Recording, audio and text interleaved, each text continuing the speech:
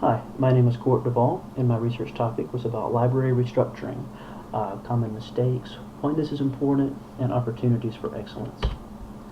Uh, Organizational restructuring, why is it painful? The keystone article that I based my research on is Grady and Grady's paper about Bowlby's attachment theory and relating that to their coined phrase, organizational loss of effectiveness. I thought this was really interesting because attachment theory is primarily associated with children, infants, and how they form bonds with parents and loved ones, and what happens to these children during this time when they form these bonds, and what happens when bad things happen, and things like that. And it's been proven that this theory is sound enough to be applied to other age ranges as well, though it is usually considered, you know, infants or toddlers. Those are the usual age groups that are studied. And what Grady and Grady have done, have taken this attachment theory and looked at adults in the workplace and how they form attachments to their job identities. And what happens whenever you present them with change, where they have to alter what they perceive to be their crutch, their identities. What they found is people who go through these changes, they have to reassess their identity, is they have a loss of productivity. You know, they're maybe depressed or frustrated, and what they coin this is as organizational loss of effectiveness, or simply put, just loss of productivity. What Grady and Grady were able to create to help managers with this is a loss of effectiveness index. It's basically a survey, and what they do is they can take the survey and give it to your employees and measure, you know, the resistance to change and what are some likely results that are going to happen if you implement a restructure. And you can use that information to help design a restructure process that maybe won't be as painful otherwise. One successful trick to make a restructure process, you know, go off well would be to use a creative leadership style. Creative leadership works well with situations with change because creative leaders are often thinking outside of the box. They challenge the status quo, and creative leadership employs a method of designing solutions for current and future problems. You know, they're not just going to the day-to-day, you know, rotes of business. They are trying to find something new. Good creative leaders inspire others whenever they convey their vision to others. You know, if you can get people on board with your vision, they're going to be more likely or more pliable to change.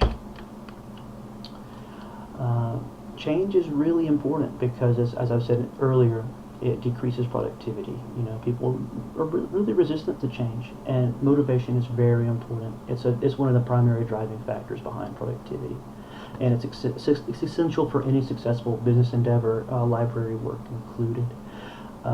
Some of the things that managers can do to gauge and inspire motivation involve, you know, understanding your employees at the individual level, you know, knowing their names, their family situations, you know, what makes them tick, what do they like, what do they dislike. You can measure their outputs. You can just see how they, you know, engage with each other and with you. Using all this information, maybe you can design a risk, reward, or a punishment system or a reward system to help drive behaviors that you want to happen. In addition to using good leadership methods, knowing common pitfalls is important too.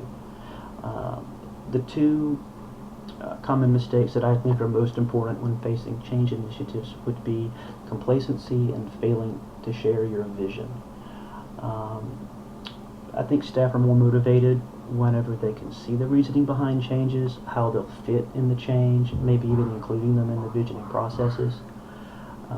And complacency is not good.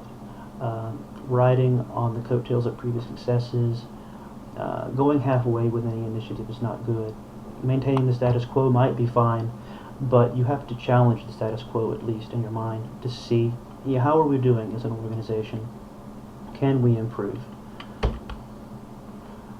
I think all of this is important, directly applicable to libraries because of the changing nature of reference. One of the papers I researched is stating that the number of reference questions is declining, and the complexity of these questions are declining as well. This is mainly because of the online availability and accessibility of online information resources, and people are becoming more self-sufficient and familiar with these resources and how to use them. But it's important to note that people are still coming to the library. We still need librarians. It's just that maybe we don't need librarians on the reference desk anymore. The study I looked at the University of Michigan showed that most of the people coming to the reference desk needed help with printing, or where's the bathroom? Really silly questions, or do you have this book? Anything, the questions that paraprofessionals can answer, or student workers. Librarians sitting on the reference desk answering these kind of questions is kind of a waste. So while this may be seen in a negative light, I think it's an opportunity for librarians to apply their skills to more higher level endeavors. These are the works that I cited in my research. I think the two most important papers that I researched were of course, the relationship of Bowlby's attachment theory and the actual case study of taking librarians off the desk. Thanks for listening to my presentation.